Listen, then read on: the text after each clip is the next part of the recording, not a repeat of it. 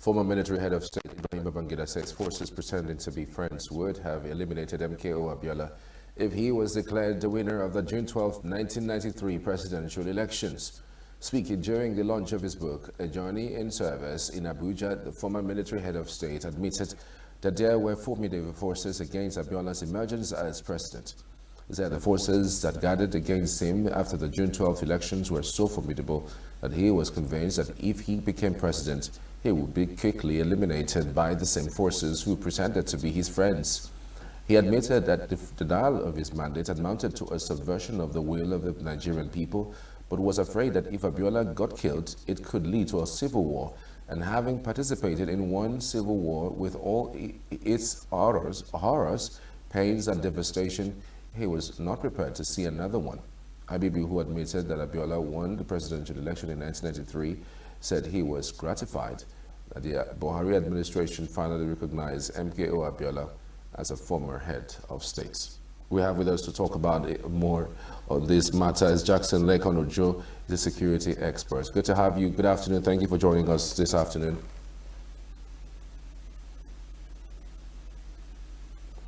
Jackson Lekon, can you hear me? Yes, I'm hearing you clearly. Thank you so much for joining us. I mean, this so-called admittance, some persons say it's belated. Some others say, well, better late than never. How did you receive it? Which side of the divide are you in? And how does this in any way solve any problem or heal any wounds, if there were? Honestly, it's like this man, the former military president, just came yesterday to pour salt upon an injury, because the injury incurred by Nigerians from the annulment of June 12 is still very fresh in our blood, in our body. So somebody is now coming to tactically from the back door to reconcile after he must have damaged a lot of things. You understand? To me, it is not a welcome development at all. And I can't say kudos to him. What had been damaged that time had been damaged, and there had been no repair. So there is no point somebody is coming to gather some persons and to want to confess that MKO Abiola won the election. No. Nigerians knew then that MKO Abiola won the election. The only thing that happened was the military president at that time annulled that election. So we don't want anybody to come around to tell us that MK won the election. We knew that he won the election. There are a lot of confessions that by Humphrey Nwosu that confessed that he won the election. Professor Omoruyi came out that time and confessed that he won the election. So we don't want anybody to come and tell us that he won the election. He won the election, and we don't want to hear it from any other person. I mean, at a time when we know that it is difficult for our leaders to even say the truth, or even admit that they are wrong, someone of his nature, even if he didn't say it, yes, we all know that he won, but again, he's also coming out to say he may have played a role in subverting the will of the people, but also gave reasons that it may have caused a civil war, given that he knew that there were some forces that were planning to kill him if he had announced him as the president of the country, or if he had allowed that the elections stood. So I'm just asking, I mean, don't you think that is also a way of restitution for him? I mean, after these so many years, 32 years now, he's just coming out to say it, and then it should be a thing to commend that he's at least admitting that MKO Abiola won and he did subvert the will of the people. A child born that time, today, some of them are professors, some of them are PhD holders, some of them are even in the Senate. You understand? So it is too late for somebody to come and begin to tell us what we know. And which amend is he trying to make now? Which peace is he coming to make now? What is going to be the achievement of his confession now? No. As a military president, he came out to say he refused to allow him to be sworn in that time because some forces were going to kill him. He himself was the military president that time. He has the power to even get those people that are planning to kill MKO ABIOLA. He has the power to even get them arrested. And if he's sworn MKO ABIOLA would have been the president and commander-in-chief of Armed Forces, Federal Republic of Nigeria. He would have been in charge of power. So I wouldn't know if he declined that time and this man was sworn in, even if eventually they killed him, he wouldn't have lost everything. But in this case, he lost everything. He lost the power, he lost his life during that process. Assuming he was killed, maybe he was sworn in and he was later killed, he wouldn't have lost the power. He would have gained the power and possibly lost his life. But in this case, he lost the power and he lost a life. He lost everything in that process. In that process, he lost the wife too. So what are we talking about? I was so disappointed when I saw the people that we refer to as leaders that gathered there yesterday.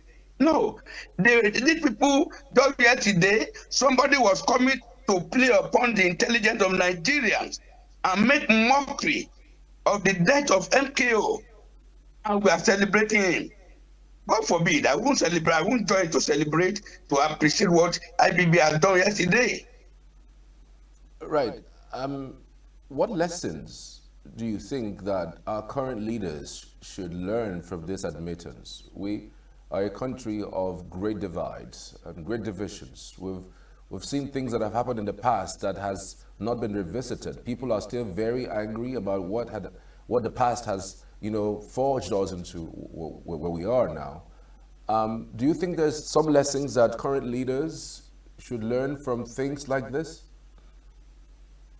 It's unfortunate we don't have the kind of leaders in this country that learn lessons from anything. It has come, it has come. Those people that were condemning IBB actions that time, they were those people that were with him there yesterday celebrating him, pumping money into the book launch or the project. So Nigerians, particularly those we call our leaders, they don't learn lessons from anything, because by the time they're in power, they believe that they will be there forever. So to me, Nigerian leaders, it is only the followers that learn lessons. Nigerian leaders, they don't learn lessons. Immediately something happened, instead of them to learn lessons from it, what we'll be hearing is that, oh, it happened to that person just because it did not plan well. They won't learn lessons. So there is no point advising them to learn lessons. No.